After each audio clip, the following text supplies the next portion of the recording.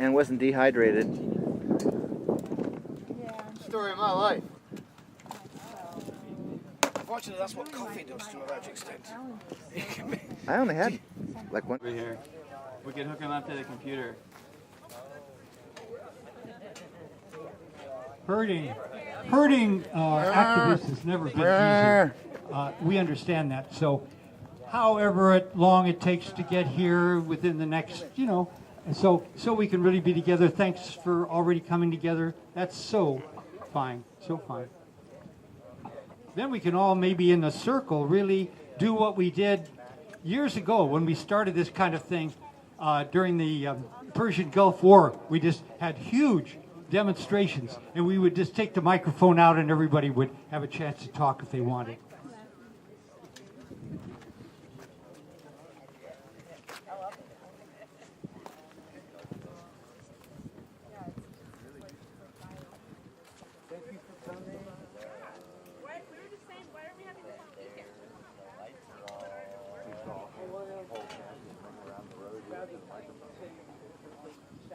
Lights are on everywhere, but nobody's home.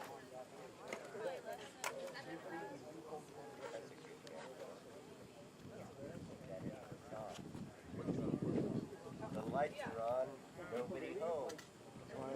All the lights are on. Yeah. Can somebody please turn out the light when you leave the room? Should we set up a kids over there? That's our problem, right? It is in my household. Part of me feels like if it's wrong for about like more. So, do you want to facilitate this? Here. Yeah, but just like over here. Okay. Here. There's no here. I'll do a couple little introductions. I'll give you a drum taco about it. Well, and while you're doing that, Andy, while you're doing that, I'll just kind of Hi. While we're kind of coming together here, I just want to tell you a couple of things about what you can find here. Lunch, right over there. We also have a couple of tables as you walk in for Richardson Grove for forming a new revived nuclear power movement here in Humboldt County. And that's the only table you have, right? Yeah, we're sharing around information as well. Okay. Also the May Day flyer. Ah, yes. We'll have announcements about May Day event down in Southern Humboldt. And there are also some donation cans. We do have some expenses here for the porta potty and other things, so if you can help out with that, that would be fantastic. Jack, oh, okay. Are you coming? Leo and John, are you guys coming?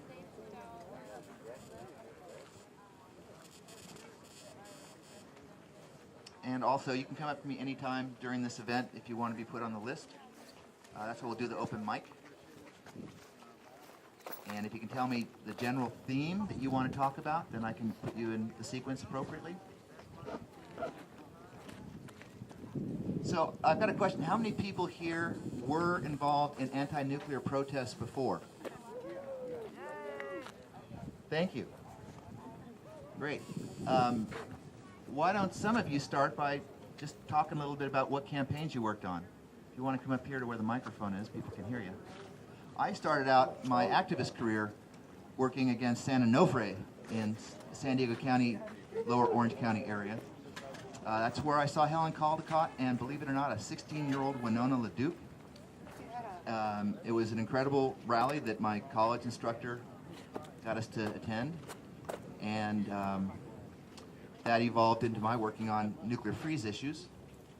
But nuclear power has always been a concern of mine. I think I was dosed by a test when I was 13 months old out at Nevada. So I guess I've always felt that I was a little polluted and didn't want to see it happen anymore. Are there any nuclear victims here? I mean, if you want to, let us know.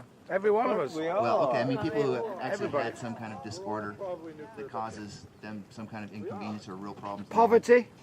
Yeah. See, Constant a couple poverty. people here. You might be interested in knowing that the guy who runs the plant here ran Diablo Canyon for 20 years before coming here, and he, I think, has thyroid cancer. I know he's getting thyroid treatment, kind you get for cancer. So, and he seemed a very nice guy, very knowledgeable, but somehow, doing his duties, he got irradiated. So, the biggest problem we have here is just like with people in Japan. You can't trust these people. How can you give them anything that's dangerous? How can you give any kind of planet-destroying technology to people who will basically cut corners? When they build a reactor, they're built by the lowest bid. And in 1994, I actually also fought the Watts Bar nuclear power plant, which was the last nuclear power plant to go online in this country. 1994. It took 22 years for that plant to go online. It had the most whistleblowers of any nuclear power plant. And they were doing things like forgetting to put wires into concrete, and then they would drag them through using trucks to pull them, and it would scrape the insulation off. So there's just this recklessness that apparently, is in the psychopathic capitalist mind, and these are the people who seem to be running things. Now, the other option, of course, is energy that we control ourselves, close to home. Things that we can get from the sun, things that we can get from our crops. And you never hear President Obama, or really the Democrats or Republicans, talking about empowering us, giving us the tools to run our lives. They all want us to work for corporations. I mean, look at loans. It's been a big priority of both parties to give homeowners a big mortgage deduction. And they do that because if you are going to pay off a mortgage for 30 years, then you're not going to rebel. You don't want to lose your house. Likewise, when I went to college, I think I paid $214 a quarter, and now people spend tens of thousands of dollars to go to school.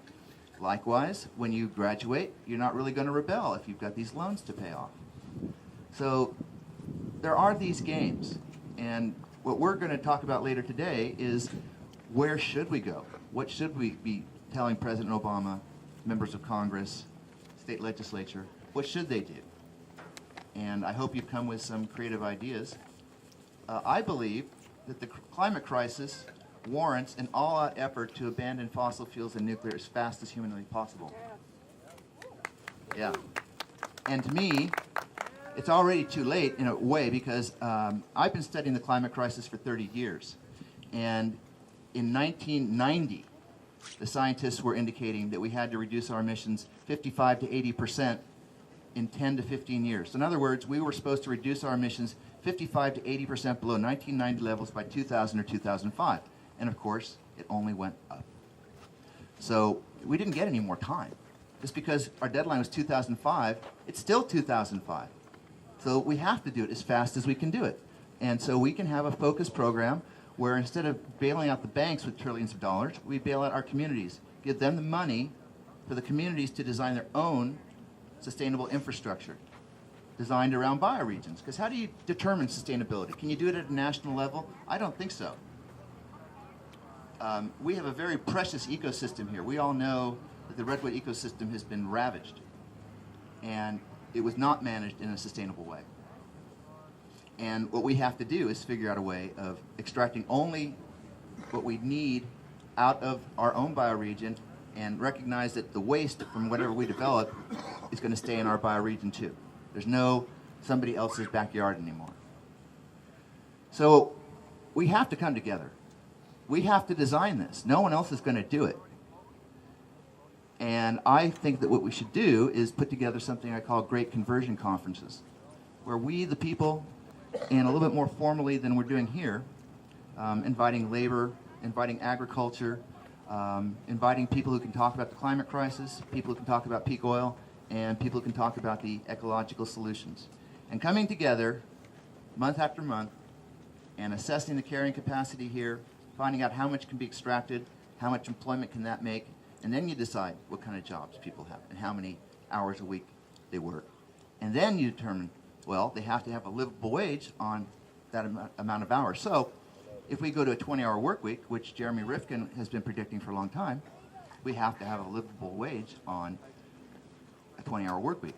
Now, another way of doing that, of course, is to provide a lot of the services nationally, like healthcare and schools.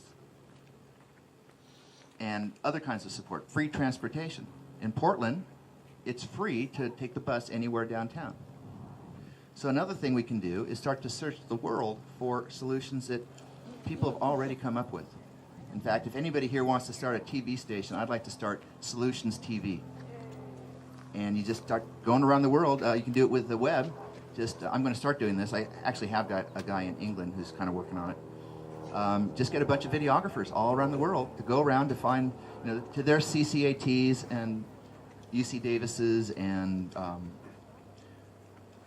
alternative waste treatment plants, the transportation system in Portland. Just start making videos on all of these different parts of Ecotopia. How many people here have read the book Ecotopia? Okay, well that's must read. It's about here. We are Ecotopia, and we can start the whole thing here. The idea behind Ecotopia was that two states and part of a state, Washington, Oregon, and Northern California, seceded from the rest of the country to form their own autonomous ecological state. And the book takes you through the different components of their society and how they do it. And then the author, Ernest Kallenbach, did a follow-up book called Ecotopia Emerging, which is about the earlier period, how they got from there to here. And if I remember correctly, they used video. They had a woman who became president, and it was very real. It was very much like stuff that we can do, whereas Ecotopia is the stuff we're going to.